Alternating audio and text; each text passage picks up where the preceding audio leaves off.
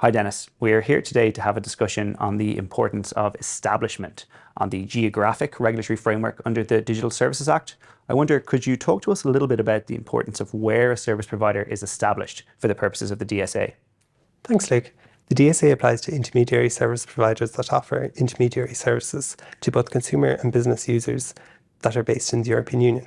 This is irrespective of whether the service provider is established in the European Union. So it doesn't matter where the service provider is located. What is important is that they have a substantial connection to the European Union. Given the importance of this concept, would you be able to explain what is meant by a substantial connection to the European Union? Absolutely. So a service provider has a substantial connection to the European Union if they have an establishment in a member state.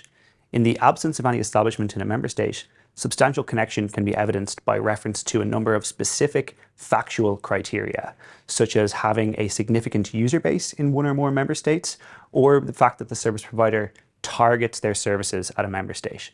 Now, targeting is determined by a range of separate factors, such as whether or not they offer their services in languages which are used in the European Union, whether or not they accept currencies used in the EU, or whether or not they engage in things like local advertising in one or more member states, among many other criteria. What's important, though, is that mere availability of the service in the European Union is not enough to evidence substantial connection. So when a non-EU service provider is subject to the DSA, they're required to appoint a legal representative. The purpose of this is to ensure compliance with the DSA and to engage with regulators. The legal representative has to be appointed in one of the member states in which the service provider offers services. The representative must be provided with sufficient resources and powers to comply with their obligations. There's a similar concept under the GDPR, which has a concept of a representative. A key difference, though, is that a representative under the DSA can be liable for infringements of the DSA by the service provider. So a large number of companies provide representative services under the GDPR, but because of this, it's very unlikely that they will do so under the DSA. So Luke, could you please describe the regulatory framework under the DSA?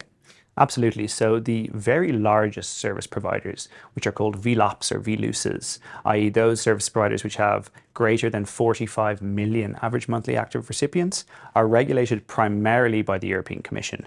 Now, the national digital service coordinators will also have a role to play there. For those smaller service providers, they will be regulated by the Digital Service Coordinator in the member state in which they are established. So a large number of tech companies use Ireland as their place of establishment for the purposes of EU law. Those companies will be regulated by Ireland's DSE on Comisiún na Man. Now, under the DSA, other national regulators will also have smaller roles to play. So we can expect that the Irish Data Protection Commission and the Competition and Consumer Protection Commission will both also have a role to play here. Thanks, Luke. That's very interesting. So I guess there's three key takeaways from this.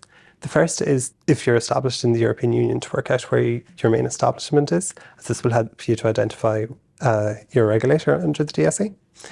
Secondly, if you're not established in the European Union, you need to work out whether you have a substantial connection to the European Union.